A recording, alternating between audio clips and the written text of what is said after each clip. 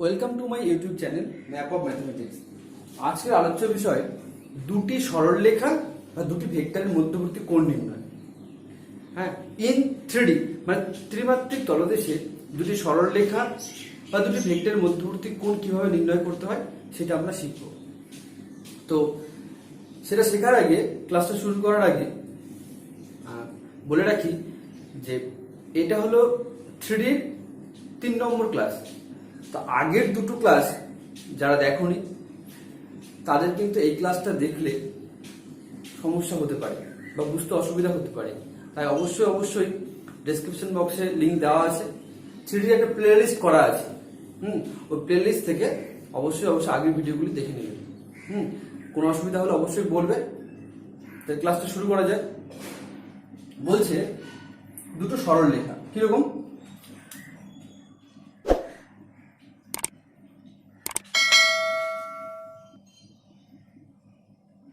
লিখে নিয়ে আগে, finding angles between two lines or vector.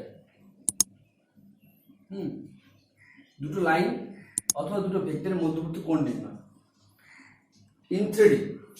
তো ধরেছি দুটো সরলরেখা এরকম আছে, থাকতে পারে।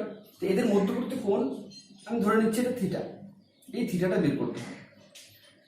আমাদেরকে কি কি দেওয়া থাকবে? আমাদেরকে দেওয়া থাকবে যে দুটো সরলরেখার ডিসিএস গুলো দেওয়া থাকবে। কি ডিসিএস গুলো দেওয়া থাকবে? তো ধরছি এই সরলরেখাটার নাম দিচ্ছি আমি এবি, এটার নাম দিচ্ছি সিডি। এবি সরলরেখার ডিসিএস দেওয়া আছে, ধরো L1, M1, N1। আর সিডি সরলরেখার ডিসিএস দেওয়া আছে L2, M2, N2। তো এই ডিসিএস গুলোকে ব্যবহার করে আমাদেরকে এই দুটো সরলরেখা বা দুটো ভেক্টরের মধ্যবর্তী কোণ থিটাটা নির্ণয় করতে হবে। কি করে আমরা নির্ণয় করব সেটাই আমি এখন আলোচনা করছি। প্রথমে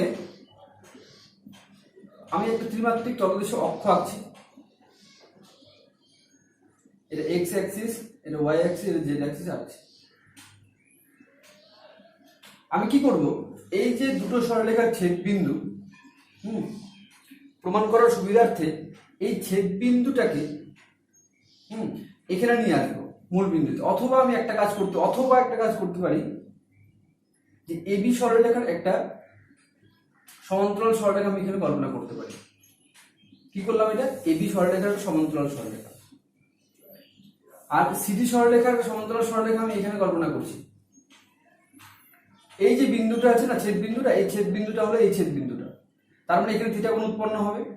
আর যেহেতু আমি নাম দিচ্ছি এটা ও, এটা পি নাম দিচ্ছি, এটা কিউ নাম দিচ্ছি।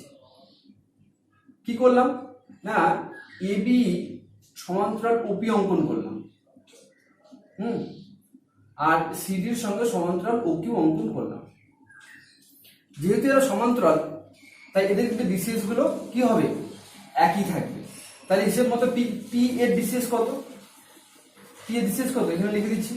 পি এর ডিসিএস হবে L1, M1, N1। একই রকম ভাবে কিউ এর ডিসিএস কত হবে? L2, M2, N2। আমি আরেকটা জিনিস ধরে নিচ্ছি প্রমাণ করার জন্য, যে এদের যে লেন্থটাকে আমি ধরে নিচ্ছি। বিভিন্ন কিছু ধরা যেতে পারে। আমি আমার সুবিধা, প্রমাণটা করার সুবিধার জন্য আমি R1, R2 ধরতে পারি। এটাকে R1 ধরলাম, এটাকে R2 ধরলাম। বা আমি ইউনিট লেন্থও ধরতে পারি। ইউনিট লেন্থ এটা ধরলে আরো সুবিধা হবে। বা এটাকে R1, R2 ধরলেও হবে, কোনো অসুবিধা নেই। আমি ইউনিট লেন্থই ধরছি, মানে আমি ধরছি যে ওপির দৈর্ঘ্যটা আমি ধরছি 1 ইউনিট। 1 ইউনিট মানে একক দৈর্ঘ্য। আর ও কিউ এর দৈর্ঘ্যটাও আমি ধরে নিচ্ছি 1 ইউনিট। আমি ধরে নিলাম এটা প্রমাণ করার জন্য। আমি R1, R2 ধরতে পারতাম। তো আমি চাচ্ছি এই যে পি আর কিউ এদের স্থানাঙ্কগুলো কি করে বের করব। এদের স্থানাঙ্কগুলো কি করে বের করব। আমি এর আগের ক্লাসে শিখেছিলাম, কি শিখেছিলাম আমরা? শিখেছিলাম যে কোনো একটা সরল রেখা যদি ত্রিমাত্রিক তলদেশে এভাবে থাকে মূল বিন্দু থেকে, আর এর দৈর্ঘ্য যদি r1 হয় বা r হয়, আর এই বিন্দুর স্থানাঙ্ক যদি x, y, z হয়, তাহলে এই যে এখানে যে থিটা কোণ উৎপন্ন হচ্ছিল বা আলফা যাই হোক না কেন, এটা আমি আগের ক্লাসে শিখেছিলাম, আমি শুধু মনে করার জন্য বলছি। যে থিটা কোণটা উৎপন্ন হচ্ছিল তার ফলে কি হচ্ছিল, cos theta equal to l আমরা জানি, বা এখানে আলফা ধরছি আমি, কোনো অসুবিধা নেই, আলফা ধরছি। এখানে আলফা ধরলাম, এটা x অ্যাক্সিস, এটা y অ্যাক্সিস, এটা z axis. cos alpha equal to l কি হয়, ভূমি বাই অতিভুজ। ভূমি কোনটা? ভূমি হলো এখান থেকে শুরু করে এইটুকু, নামটা না দিলেও হচ্ছে না, নাম দিয়ে দিচ্ছি ও এ বি। তাহলে ভূমি মানে ওবির দৈর্ঘ্য বাই ও এর দৈর্ঘ্য, তাই তো? ওবির দৈর্ঘ্য কত না, এই বিন্দুতে পৌঁছানোর জন্য এক্স অক্ষ বরাবর আমাকে এই একক দূরত্ব আসতে হচ্ছিল, ওই জন্য এটা হয়ে যাবে এক্স, ওবি হয়ে গেল এক্স। ও এ কত? ও আমি ধরেছি আর, মানে যে ভেক্টর বা যে সরলরেখাটা নিচ্ছি সেই সরলরেখাটার দৈর্ঘ্য আমি আর ধরছি। তাহলে কি পেলাম, L equal to x by আর। তাহলে এখানে এক্স ইকুয়াল টু কি পাচ্ছি, এল আর। ভালো করে একটা জিনিস লক্ষ্য করি আমরা, যে এক্সটা কি ছিল, কোঅর্ডিনেট ছিল, স্থানাঙ্কের প্রথম এক্স। একই রকম ভাবে আমরা ওয়াই ইকুয়াল টু পাই হলো এম আর, আর একই রকম ভাবে জেড ইকুয়াল টু পাই হলো এন আর। কি পেলাম, এগুলো এক্স ওয়াই জেড পেলাম, মানে স্থানাঙ্কটা পেলাম কার, এই বিন্দুটার স্থানাঙ্ক পেলাম কার মাধ্যমে, এল এম এর মাধ্যমে, মানে ডিসিএস এর মাধ্যমে। এবার যদি কোনো কারণে আমরা এই দুটো তিনটাকে ব্যবহার করে আর এর মান যদি কোনো কারণে এক বসাই দিই, আর এর মান এই তিনটাতে এক বসাই দিই, তাহলে কি হয়ে যাবে জানো? তাহলে এক্স ইকুয়াল টু হয়ে যাবে এল, ওয়াই ইকুয়াল টু হয়ে যাবে এম, আর জেড ইকুয়াল টু হয়ে যাবে এন। তো এই যে আর এর মান 1, মানে আমি যে সরলরেখাটা নিচ্ছি ওর দৈর্ঘ্যটাকে আর, মানে আমি দৈর্ঘ্যটাকে কি ইউনিট লেন্থ ধরছি, আর এর মান 1, যে কাজটা আমি এখানে প্রমাণ করার জন্য ধরে নিচ্ছি। তাহলে এই থিওরিকে ব্যবহার করে আমরা কিন্তু একই রকম ভাবে পি আর কিউ এর স্থানাঙ্কগুলো বলতে পারবো। কত হবে তাহলে? পি এর স্থানাঙ্ক হবে, যদি এর স্থানাঙ্ক যদি ধরে x1, y1, z1 হয়, তাহলে এই থিওরিকে ব্যবহার করে x1 এর মান হয়ে যাবে কত জানো? x1 এর মান হয়ে যাবে, কি হচ্ছিল এখানে, x এর মানটা হয়ে যাচ্ছিল তার ডিসিএস এর সঙ্গে সমান, তাহলে এখানে x1 টা হয়ে যাবে l1 এর সঙ্গে সমান। একই রকম ভাবে y1 তার ডিসিএস এর সঙ্গে সমান, এটা হয়ে যাবে m1 এর সঙ্গে সমান, z1 হয়ে যাবে n1 এর সঙ্গে সমান। তাহলে যদি আমি এটা লিখি, এটার বদলে আমি লিখতেই পারি x1 এর মান l1, y এর মান m1, আর z1 এর মান n1, আমি এখানে বসাই দিচ্ছি। তাহলে কত হবে না, l1 m1 n1 কি হলো, এটা হলো p বিন্দুর স্থানাঙ্ক। একই রকম ভাবে কিউ বিন্দুর স্থানাঙ্কটাও কত হবে, l2 m2 n2, আমি স্থানাঙ্ক পেয়ে গেলাম। বোঝা গেল? এবার এটাকে মুছে দিচ্ছি আমি, এটা লাগবে না।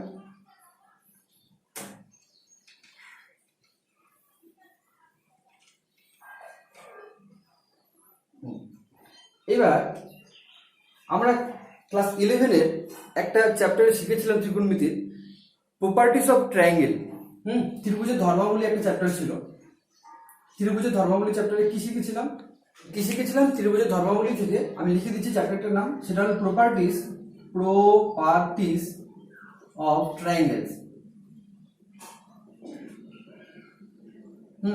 এই চ্যাপ্টার থেকে আমি বলতে পারি এবি বা এই যে পিকিউ এর সরলরেখার দৈর্ঘ্যের স্কয়ার ইকুয়াল টু হয় হলো কি হয় না, ওপির দৈর্ঘ্যের স্কয়ার যোগ ওকিউ এর দৈর্ঘ্যের square minus 2 into OP into OQ into cos theta, theta মানে এইটা, ঠিক আছে?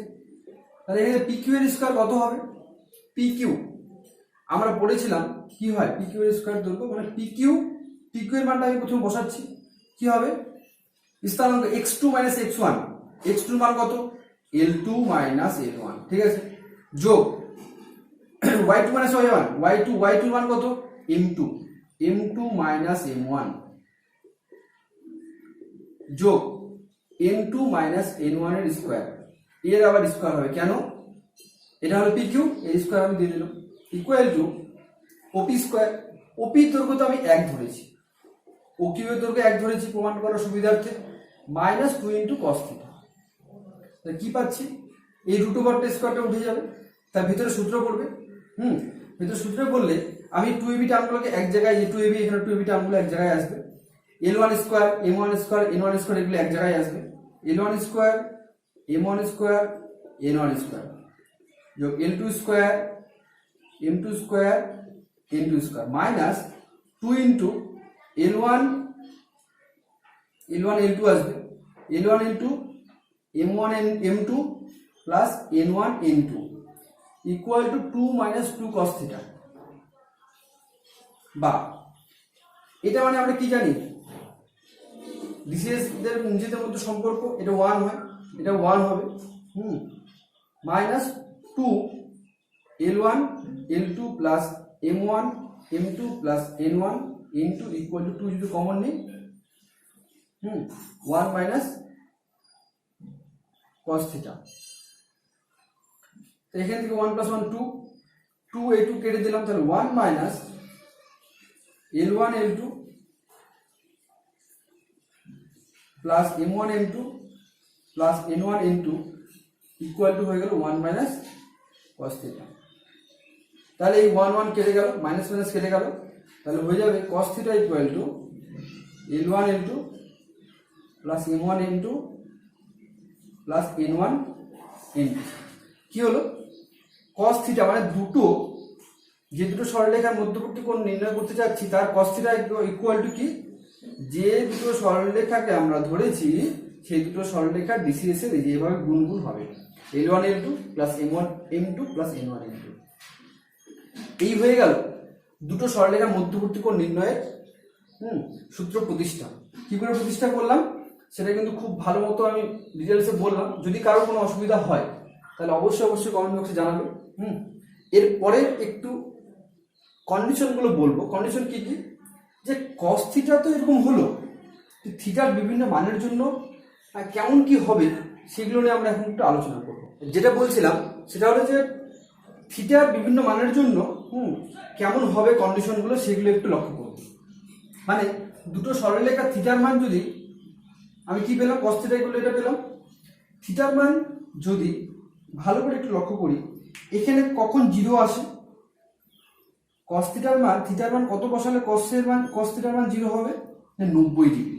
তাহলে আমি থিটার মানটা আমি 90 ডিগ্রি হলে পরে কি হচ্ছে হলে L1 L2 M1 M2 plus N1 N2 equal to 0 পাবো। কেন, কারণ cos 90 বাই 0, তাহলে এটা হয়ে গেল 0। তার মানে কি, তাহলে দুটো সরলরেখায় যদি নিজেদের মধ্যে 90 ডিগ্রি কোণ করে থাকে, মানে লম্ব থাকে, এইরকম দুটো সরলরেখা থাকে, তাহলে তাদের জন্য একটা কন্ডিশন, সেটা হলো L1 L2 plus M1 M2 plus N1 N2 equal to 0 হবে। এটা হলো যদি এটা ডিসিএস দিয়ে গেল, ডিআরএস দিয়ে যদি ভাবি, যদি ধরছি এই দুটো সরলরেখার ডিআরএস একটা A1 B1 C1 আর এটা ডিআরএস ধরছি A2 B2 C2 ডিআরএস গুলো ধরছি, তাহলে ডিআরএস থেকে ডিসিএস কি করে পৌঁছই আমরা, তাহলে ডিসিএস গুলো কি হবে, ডিসিএস গুলো হবে হলো যদি ডিআরএস এগুলো হয় ডিসিএস কেমন হবে, তাহলে এই সরলরেখা ডিসিএস হবে হলো A1 by D1 comma A2 by B1 by D1 comma C1 by D1। এই D1টা কোথা থেকে আসলো আবার, D1টা যেখানে হয় আর D1 square equal to A1 square B1 square plus C1 square, ঠিক আছে। একই রকম এই সরলরেখার ডিসিএস কত হবে, A2 by D2 b2 by d2 c2 by d2 where d2 square equal to a2 square যোগ b2 square যোগ c2 square। তাহলে এরা হলো ডিসিএস। তাহলে এই ডিসিএস এর মানগুলো যদি আমি এখানে বসাই দিই, হ্যাঁ, তাহলে L1 এরাও তো ডিসিএস। তাহলে প্রথম ক্ষেত্রে এর ডিসিএস কত? L1 এর মান হবে এইটা আর L2 এর মান হবে এইটা, ঠিক আছে? এরাও ডিসিএস, এরাও ডিসিএস। তাহলে বসাচ্ছি আমি a1 বাই d1 গুণ a2 বাই d2 যোগ এটা m1 এটা m2 b1 বাই d1 গুণ b2 বাই d2 যোগ যোগ c1 বাই d1 গুণ c2 by d2 equal to 0 বা যদি গুণ করি কি হবে d1 d2 d1 d2 d1 d2। তাহলে আমি যদি লসাগু করে দিই একবারে, তাহলে d1 d2 এখানে হবে আর উপরে হয়ে যাবে a1 a2 যোগ b1 b2 যোগ c1 c2 equal to 0। Ultimate কি পেলাম? আমি এটাকে যদি এখানে গুণ করে দিই তাহলে a1 a2 b1 b2 c1 c2 equal to 0 পেলাম। এটা কি পেলাম? দুটো সরলরেখা যদি নিজেদের মধ্যে লম্বভাবে অবস্থান করে, এই জায়গায় 90 ডিগ্রি অবস্থান করে, তাহলে তাদের ডিসিএস বা ডিআরএস দিয়ে আমি শর্ত বের করলাম।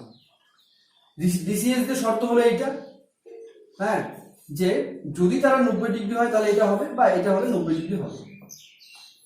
আর ডিআরএস এর শর্ত এটা, যদি তারা 90 ডিগ্রি অবস্থান করে বা তাদের মধ্যবর্তী কোণ 90 ডিগ্রি হয় বা লম্বভাবে অবস্থান করে, তাহলে তারা তাদের যে ডিআরএস গুলো এভাবে অবস্থান করবে বা ডিআরএস এর কন্ডিশনটা এটা।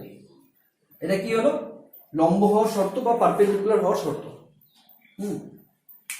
এবার যেহেতু আমি ধরেছিলাম L1 M1 N1 একটা সরলরেখার ডিসিএস, L2 M2 N2 আরেকটা সরলরেখার ডিসিএস আমি ধরেছিলাম, তাহলে বলতে পারি না আমি L1 square plus M1 square plus N1 square equal to 1 আর L2 স্কয়ার যোগ M2 স্কয়ার যোগ N2 স্কয়ার ইকুয়াল টু 1, এটা আমি ধরে বলতেই পারি। তাহলে এখানে একটা জিনিস লিখি তো, sin square theta equal to কি আমরা জানি 1 minus cos square theta equal to কি হবে 1। 1 কে এভাবে লেখা যায়, একটু টেকনিক করে আমি লিখছি। তাহলে এখানে কি পেলাম যে 1 minus cos square theta equal to, আমি 1টাকে একটু টেকনিক করে 1 ইনটু 1 লিখছি আর cos স্কয়ার থিটাটাকে ওরে রেখে দিলাম। এবার এই 1 এর বদলে আমি এই মানটা বসাচ্ছি L1 square M1 square N1 square গুণ L2 square M2 square N2 square বিয়োগ cos স্কয়ার থিটা। cos থিটার মানে এটা আমি এখানে বসাই দিচ্ছি, তাহলে হয়ে যাবে L1 L2 M1 M2 N1 N2 square. কি বেরোলো? এটা sin স্কয়ার থিটার মান, এটা সম্পূর্ণটা বেরোলো। এবার এটাকে গুণ করলে পরে, আমি একটা লাইন করছি না, আমি যেটা হয় কিরকম হবে মানটা মনে রাখার বুদ্ধি আছে একটা। এই মানটা গুণ করলে মনে রাখার একটা বুদ্ধি আছে। কি বুদ্ধি?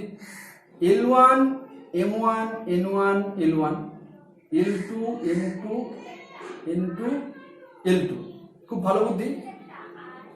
এটা গুণ করলে কি হবে দেখিচ্ছি, এটার সঙ্গে এটা গুণ, এটার সঙ্গে এটা গুণ, L1 M2 minus L2 M1 square যোগ এটার সঙ্গে এটা গুণ, এটার সঙ্গে এটা গুণ, M1 N2 minus M2 N1 যোগ, এবার এটার সঙ্গে এটা গুণ, এটার সঙ্গে এটা গুণ, N1 L2 minus L1 N2 square.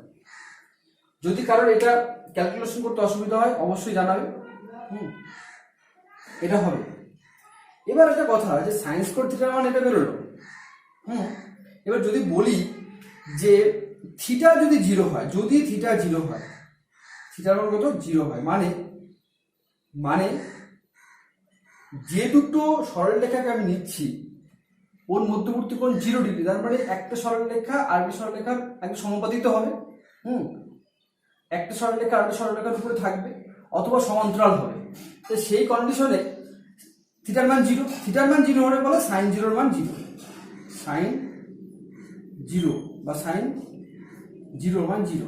Sign 0 মান 0 হওয়ার জন্য আমি কি পাবো, অতএব দিয়ে লিখছি, পাবো হলো L1 M2 minus L2 M1 square যোগ M1 N2 minus M2 N1 এর স্কোয়ার যোগ N1 L2 minus N1 N2 square equal to 0 পাবো, কারণ এখানে বাদিকে 0 বেরিয়ে গেল, এখানে 0টা এখানে বসাই। এবার দেখছি যে তিনটে বর্গ সংখ্যার যোগফল 0, এটা কখনো সম্ভব? হ্যাঁ সম্ভব। কখন? যখন এরা নিজেরা 0 হবে, এরা নিজেরা 0 হবে। তাছাড়া অন্য কোনো কন্ডিশনে এই তিনটা বর্গ সংখ্যার যোগফল 0 হতে পারে না। তাহলে এদেরকে অবশ্যই আলাদা করে 0 হতে হবে, ঠিক আছে?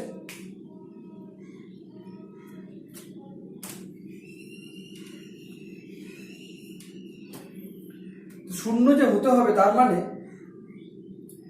কি পাবো, L1 M2 minus L2 M1 equal to 0 পাবো, M1 N2 minus M2 N1 equal to 0 পাবো, N1 L2 minus L1 N2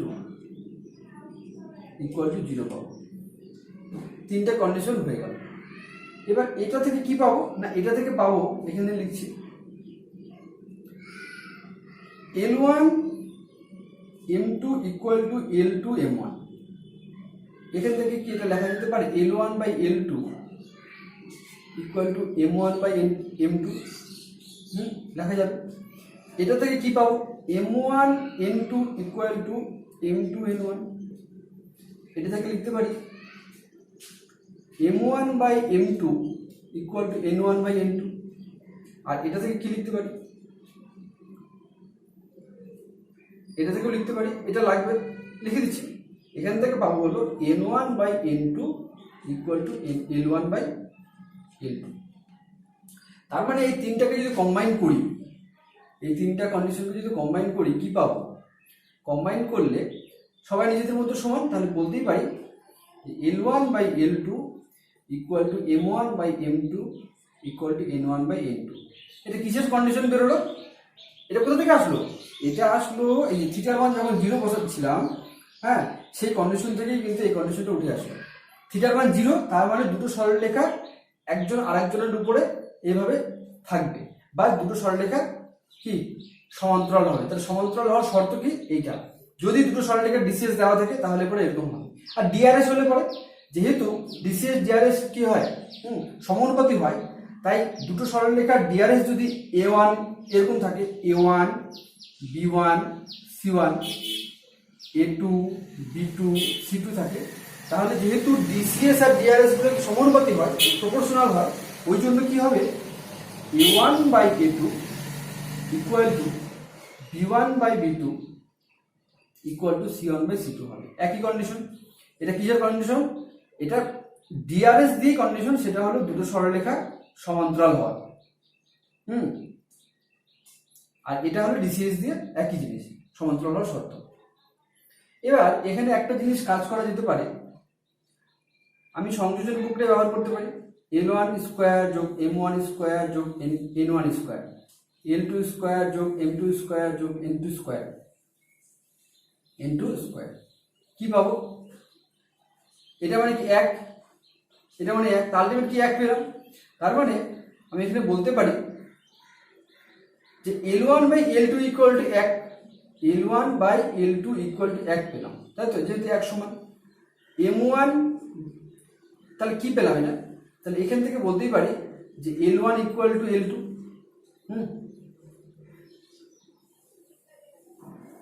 আর সংযোজন প্রক্রিয়া এখানে যদি √2 নিয়ে নিই, তাহলে পরে কিন্তু এটা প্লাস মাইনাস 1 এর সঙ্গে সমান হয়ে যাবে, প্লাস মাইনাস 1 এর সঙ্গে সমান হয়ে যাবে। তাহলে আমি যদি প্লাস 1টা নিচ্ছি, এখানে মাইনাস 1টা নিলেও একটা অন্য কন্ডিশন তৈরি হবে। একই রকম ভাবে M1 ইকুয়াল টু M2 আসবে, একই রকম ভাবে N1 ইকুয়াল টু N2 আসবে। আর যদি মাইনাস 1টা নিই, এখানে লিখছি, জায়গা কম আছে, যদি মাইনাস 1টা নিই তো কি হবে, L1 এর সঙ্গে মাইনাস L2 হয়ে যাবে, M1 এর সঙ্গে মাইনাস M2 হয়ে যাবে, আর n1 এর সঙ্গে মাইনাস n2 হয়ে যাবে। এটা কিসের কন্ডিশন? এগুলো সব যে থিটা মান 0 এর জন্য সব আসছে, ঠিক আছে? তাহলে সমান্তরাল হওয়ার শর্ত কি হলো? সমান্তরাল হওয়ার শর্ত হলো L1 equal to L2, M1 equal to M2, N1 equal to N2। আর অথবা এটাও বলতে পারি L1 equal to minus L2, M1 equal to minus M2, N1 equal to minus N2। এই হয়ে গেল আমাদের শর্তগুলো। ডিসিএস ডিআরএসএস চ্যাপ্টারের যা থিওরি ছিল আমি এই ক্লাসে শেষ করে দিলাম। এর পরবর্তী ক্লাসে কিছু প্রবলেম নিয়ে আমরা আলোচনা করব, যে প্রবলেমগুলো কি করে এই সমস্ত থিওরি দিয়ে আমরা সলভ করব। ভিডিওটি ভালো লাগলে অবশ্যই সাবস্ক্রাইব করবে চ্যানেলটি। Thanks for watching.